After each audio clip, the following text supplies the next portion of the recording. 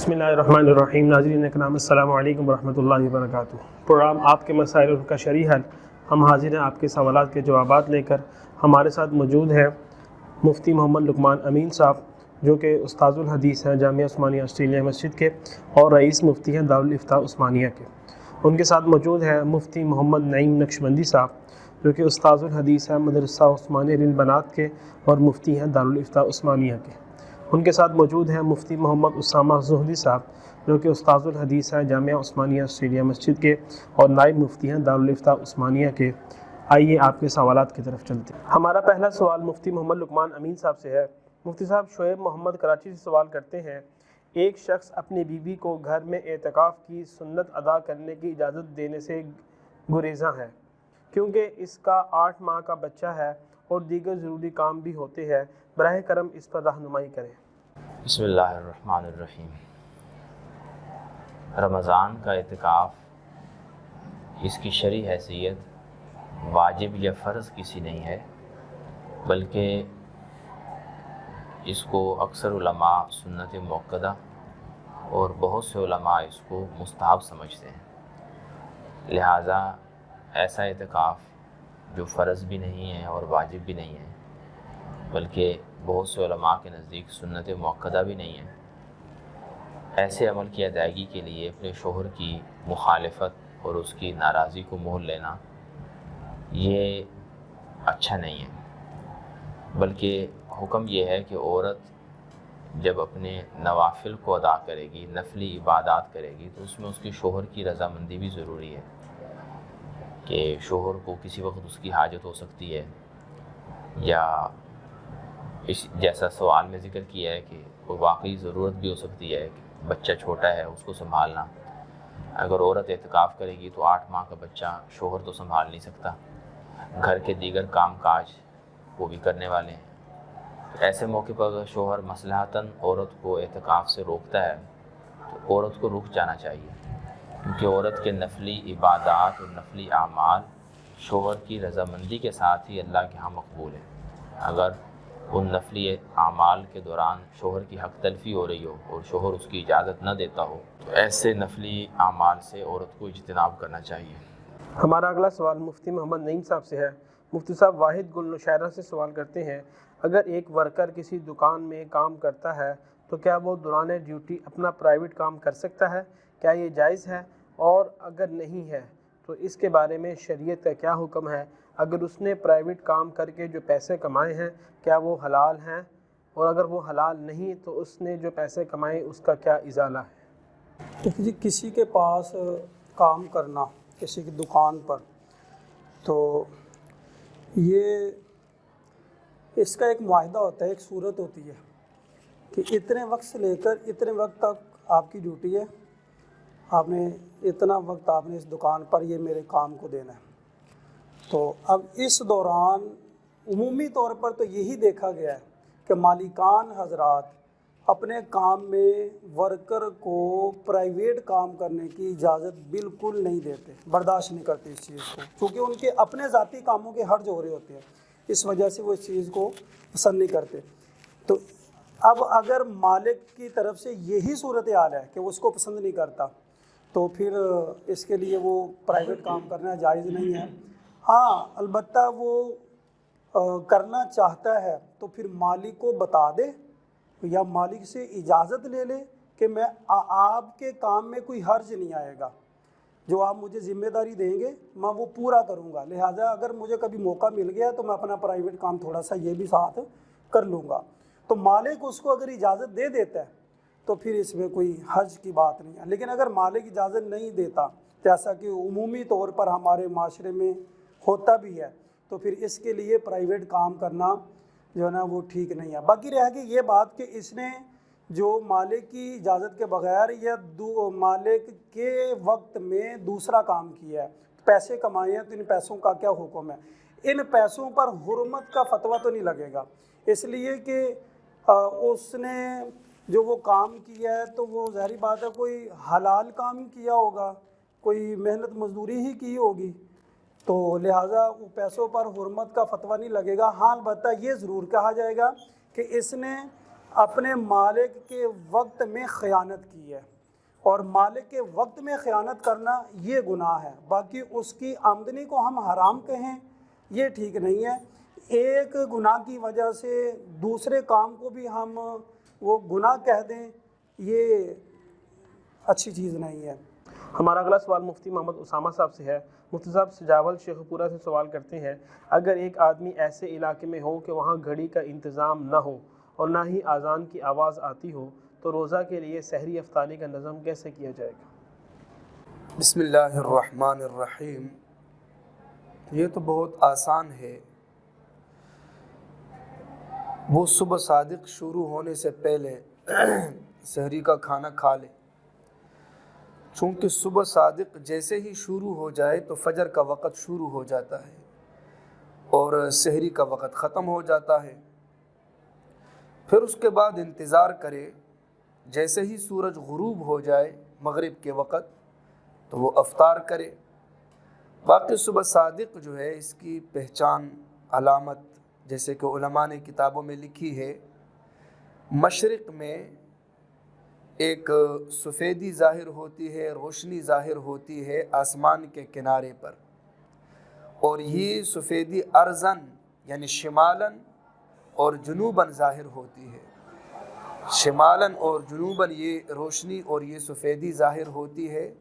یہ ایک علامت ہوتی ہے کہ صبح صادق جو ہے اس کا وقت شروع ہو گیا، یعنی فجر کا وقت شروع ہوا، رات کا وقت یہاں سے اب ختم ہو گیا اور اب آپ کا روزہ جو ہے وہ شروع ہو گیا۔ تو اس سے پہلے کا جو وقت ہوتا ہے اس کو صبح کاذب کہہ دیتے ہیں۔ اس میں بھی ایک روشنی جو ہے وہ نمودار ہوتی ہے، لیکن وہ ارزن نہیں بلکہ طولاً نمودار ہوتی ہے اور جلدی سے غائب ہو جاتی ہے۔ صبح صادق کے وقت جو روشنی نمودار ہوتی ہے یہ دائیں بائیں بہت جلدی پھیل جاتی ہے اور یہ ارزن ہوتی ہے، اور صبح کاذب کے وقت تو وہ ایک علامت ہوتی ہے کہ ابھی صبح کا وقت شروع نہیں ہوا، اب آپ سحری کر سکتے ہیں، ابھی رات ہے۔ لیکن صبح صادق شروع ہو جائے تو یہ علامت ہوتی ہے کہ اب آپ سحری جو ہے وہ نہیں کر سکتے، اب ختم، کھانا شانہ بند اور روزہ شروع۔ ہمارا اگلا سوال مفتی محمد لقمان امین صاحب سے ہے۔ مفتی صاحب، ایک خاتون اٹک سے سوال کرتی ہے کہ میرا شوہر رمضان میں روزے کے اوقات میں مجھے چھونے سے گریز کرتا ہے جس سے مجھے برا لگتا ہے، کیا اس کا یہ عمل صحیح ہے؟ بسم اللہ الرحمن الرحیم۔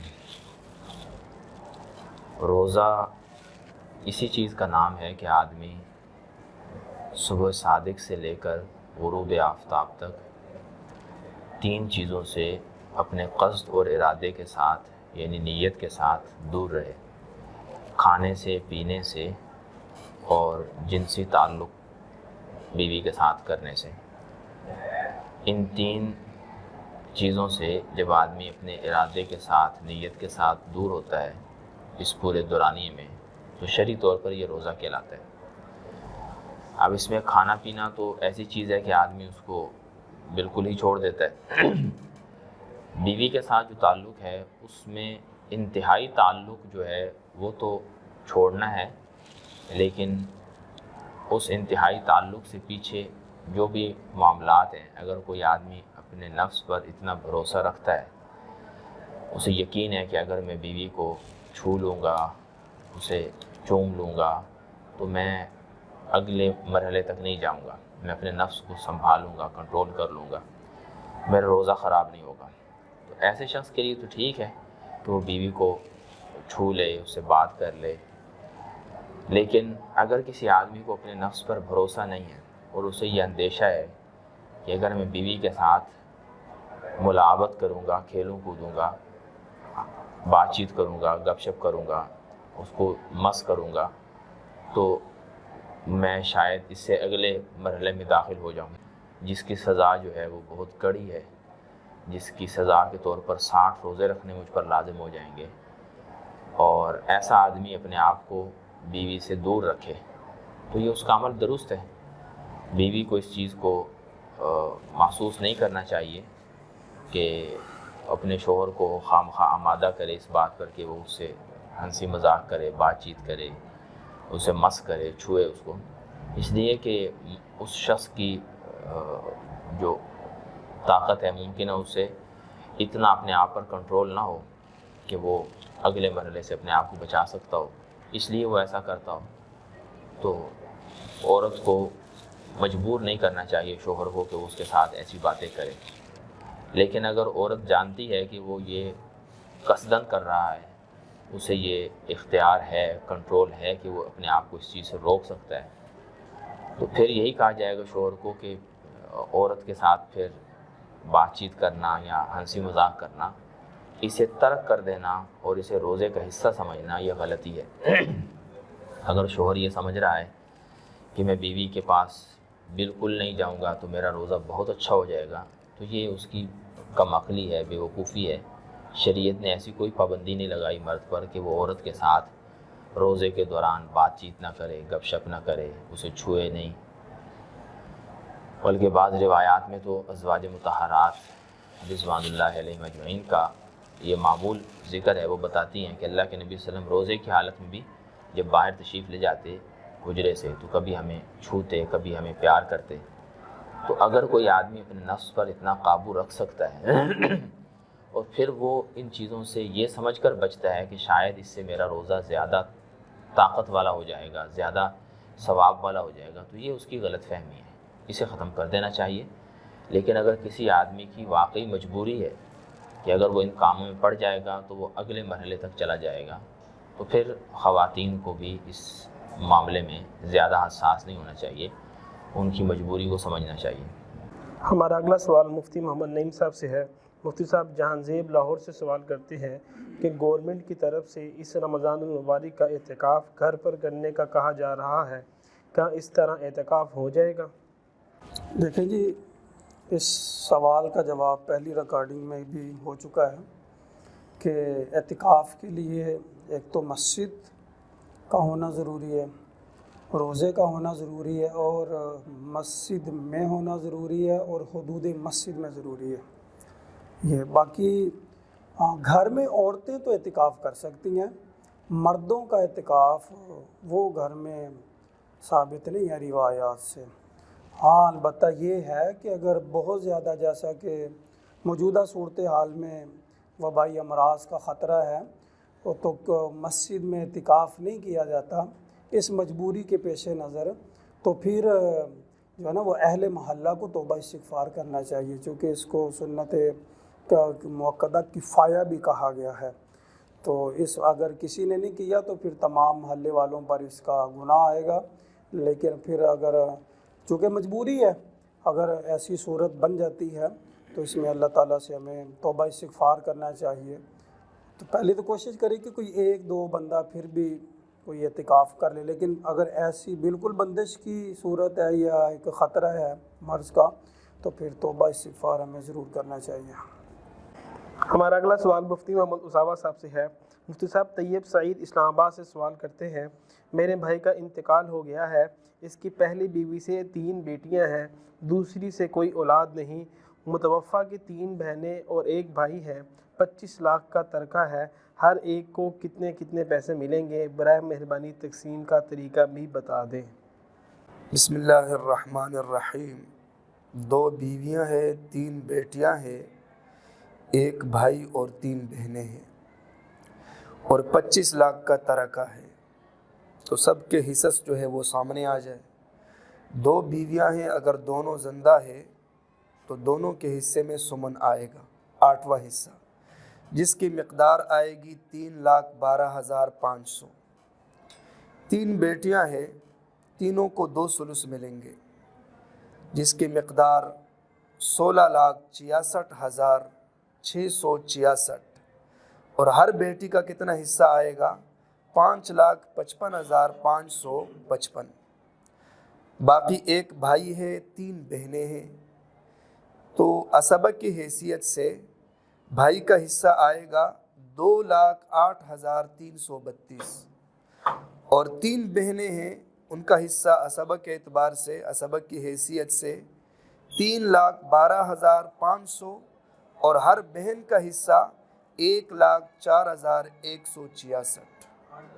یہ ان کے حصص ہوں گے جی۔ ہمارا اگلا سوال مفتی محمد نعیم صاحب سے ہے۔